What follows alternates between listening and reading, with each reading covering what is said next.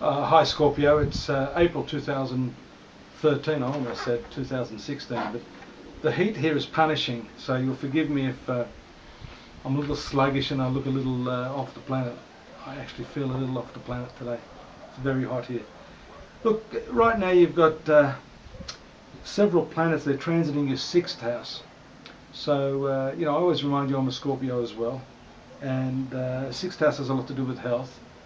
So normally we look at New Year's resolutions. This is a resolution for your health and for your well-being, to really pep yourself back up and to do the proverbial detox, both physically and mentally. So it's a time of renewal, I would say. And this sixth house, as well as relating to renewal of a physical and mental nature, has much to do with the way you work. So this is very much to do with your structure of life, your lifestyle, and also cleansing yourself of those activities, those habits, even those pastimes that are maybe deleterious to your health and your well-being.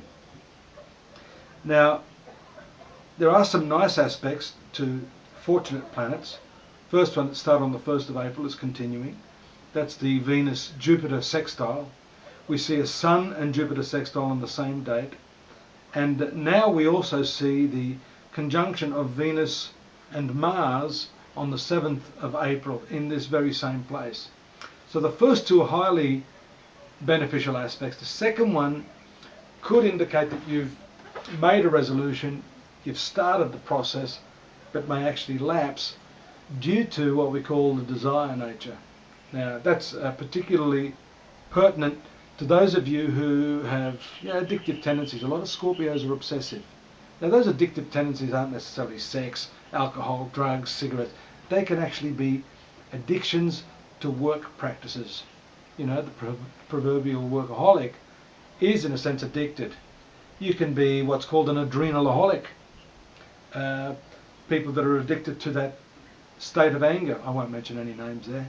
Sometimes losing your temper a lot of the time is really just the secretion of those chemicals in your body, including adrenaline. So the fix comes from within yourself, not necessarily a drug or something outside yourself. So that's an aspect that may need to be looked at during this very important transit. Now,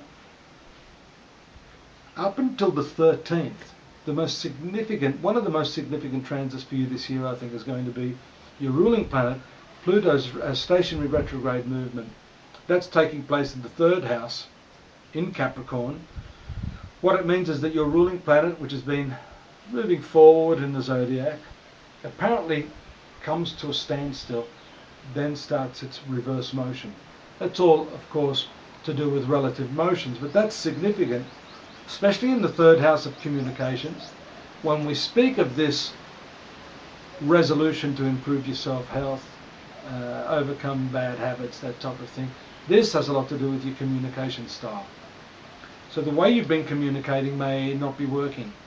If you're like me, and I can only go on some of the influences that I've been having here, it's just the sheer frustration dealing with people and feeling that anger overwhelming you all the time. It does call for a complete modification of your attitude and an adjustment of yourself to the people and the events and circumstances around you. So that is what this planet is about. It's a very slow moving planet. I've mentioned this on several occasions during your monthly readings, that your ruling planet is stationed now in Capricorn, exceedingly practical sign. So starting just a few years ago, 2007-8 I would say, you started to experience this very significant shift in energies to the practical, material, conservative sign of Capricorn. I won't get into the global implications of that. Suffice to say 2008, the economic meltdown, will give you a bit of a hint at that. Now transpose that to us Scorpios and you'll get an idea of what's happening in terms of our material values, in terms of our communication, in terms of the way we're living our lives. So all of these factors are very important this month, April. Now Venus moves to your zone of relationships, marriage, etc. That's going to be good for you if you've had some difficulties with your partners, especially if you're married, this could start to cement the relationship a little bit better if you haven't had time with that person, or they've been too busy to give you the affection and attention that you need. That's taking place on 15th of April. Some other important transits which also signify your 7th house: 20th of April and then the 25th of April. Sun and Mars enter this 7th house of marriage as well. So it's time for you to rock and roll and rumble a little bit there. If you haven't had your needs met, you'll probably be feeling a little frustrated and need to talk about that to your partner. The Venus trine aspect to Pluto is perfect for this around the 25th of April. Mars in the 7th house sextiles Neptune on the 27th. Final important aspect for you, which shows you can really still reach for your dreams in relationships. Don't feel frustrated if you haven't attained exactly what you want. Keep working at it, and this is a month when all those things can come to fruition. Join me at my website astrology.com.au. Daily, monthly and yearly textual horoscopes, free readings, the psychic section, and of course our personalised readings with psychics like myself and my other several hundred colleagues. Take care till next month. Have a good one. Bye bye.